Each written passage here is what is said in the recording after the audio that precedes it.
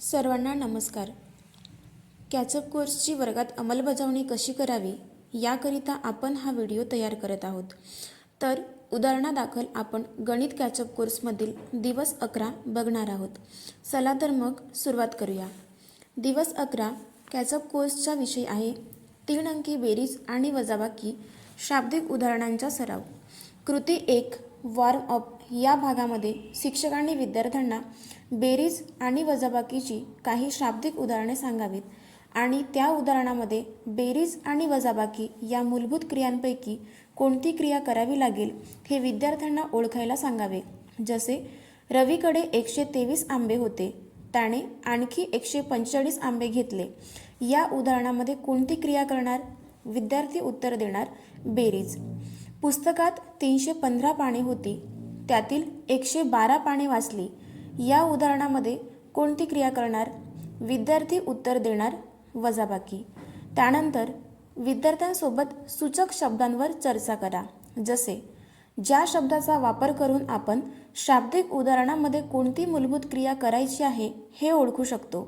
उदाहरणार्थ एकूण, आणखी, एकत्रित, एकत्र, एकत्रित, मिळून इत्यादी.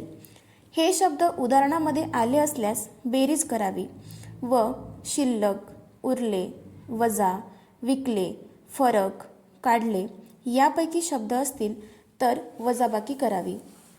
कृती 2 मुख्य कृती यामध्ये विद्यार्थ्यांना एक शाब्दिक उदाहरण फळ्यावर लिहून ते कसे सोडवावे याकरिता पायऱ्या समजावून सांगा.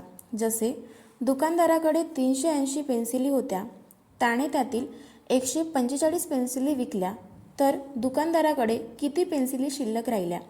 पायरी 1 मूलभूत क्रिया ओळखणे, जसे वजाबाकी.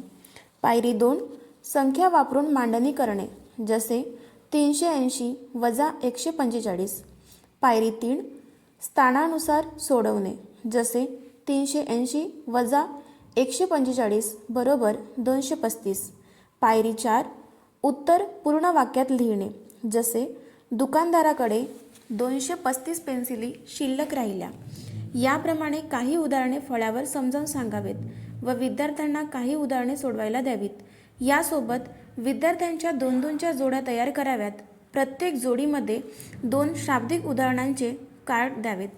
कार्डवरील उदाहरणे विद्यार्थ्यांना सोडवायला सांगावे. त्याकरिता शिक्षकांना शाब्दिक उदाहरणांचे कार्ड तयार करून ठेवणे आवश्यक आहे. विद्यार्थ्यांना उदाहरणे सोडवताना अडचण येत असल्यास योग्य ते मार्गदर्शन करावे. कृती 3 समारोप या भागामध्ये शिक्षकांनी प्रश्न विचारावेत व विद्यार्थ्यांनी झटपट संख्या, वाक्य व कृती सांगावीत. जसे शिक्षक विचारतील, बैलगाडीत 321 किलो तांदूळ होते, त्यातील 112 किलो तांदूळ काढले, तर बैलगाडीत किती किलो तांदूळ शिल्लक राहिले? विद्यार्थी झटपट उत्तर देणार, जसे यामध्ये वजाबाकी करायची आहे. 321 वजा 112 बरोबर 209 किलो. बैलगाडीमध्ये 209 किलो तांदूळ शिल्लक राहिले.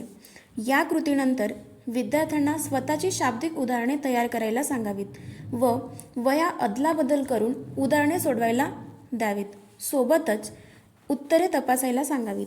याप्रमाणे कृतीपत्रिकेत दिलेली सर्व उदाहरणे विद्यार्थ्यांकडून सोडवून घ्यावीत. वरील संपूर्ण कृती गटामध्ये घ्यावी. त्याकरिता विद्यार्थ्यांचे गट बनवावीत, जेणेकरून प्रत्येक गटात काही विद्यार्थी मार्गदर्शक असतील जे इतर विद्यार्थ्यांना मार्गदर्शन करतील. कॅचअप कोर्सच्या प्रभावी अंमलबजावणीसाठी हार्दिक शुभेच्छा. धन्यवाद.